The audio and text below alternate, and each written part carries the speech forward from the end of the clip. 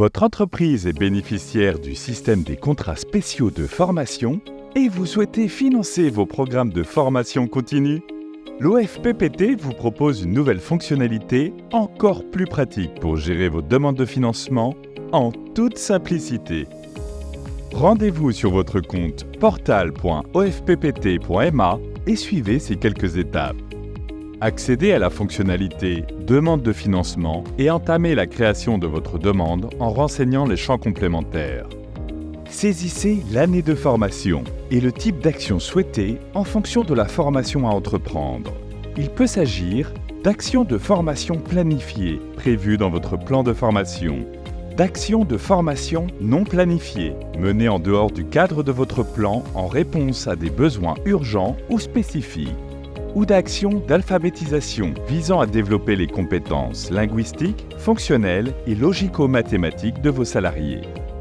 Si votre demande concerne une action de formation planifiée suite à une ingénierie de formation, il est important de définir si l'étude de diagnostic a été bien réalisée en cochant la case correspondante.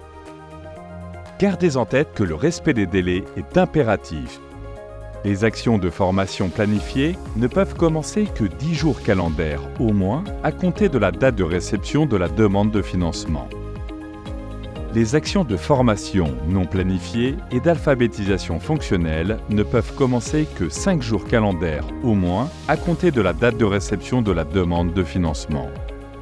Complétons à présent la fiche d'identification de l'action de formation. Pour ouvrir le formulaire, cliquez ici afin d'accéder aux différents champs à renseigner.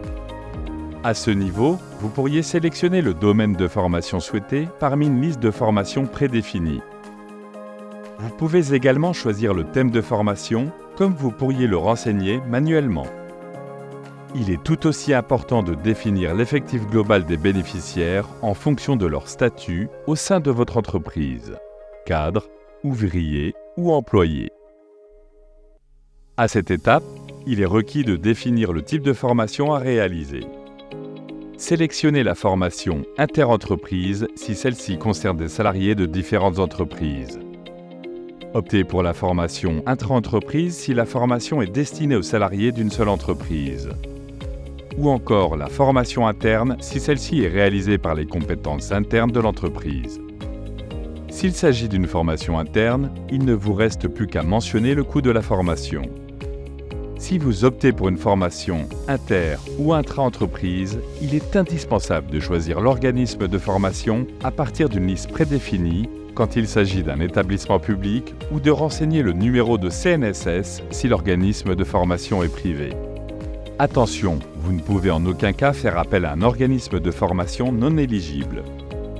S'il s'agit d'une action de formation planifiée et vous souhaitez que l'organisme de formation soit réglé directement par l'OFPPT, vous pourriez activer l'option « Bénéficier du système du tiers payant ». Une fois que l'ensemble des informations précitées sont saisies, vous pouvez renseigner les informations relatives aux groupes et séances de formation, par exemple, les jours de formation, les dates de début et de fin de la formation et le lieu de déroulement de la formation. S'il s'agit d'une formation particulière étalée sur une longue période avec une fréquence régulière, par exemple chaque mardi du 1er janvier au 30 avril, utilisez le second tableau qui vous rendra la tâche encore plus simple. Il vous suffit ensuite de valider le formulaire pour passer à l'étape suivante.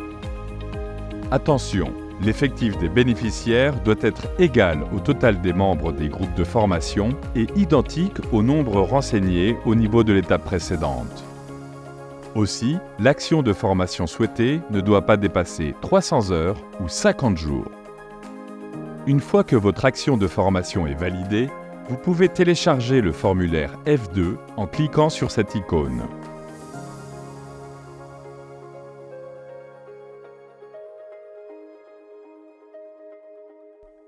Si vous avez choisi l'option de tiers payant, le formulaire F3 relatif à l'identification de l'organisme de formation et la demande de tiers payant sont créés automatiquement. Il vous suffit de cliquer sur la petite flèche, puis sur le bouton « Accéder » pour compléter la fiche d'identification de l'organisme de formation.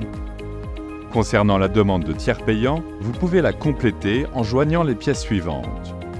une demande du tiers payant original, une copie du certificat de qualification de l'opération en recto et verso, une attestation bancaire originale de l'opérateur.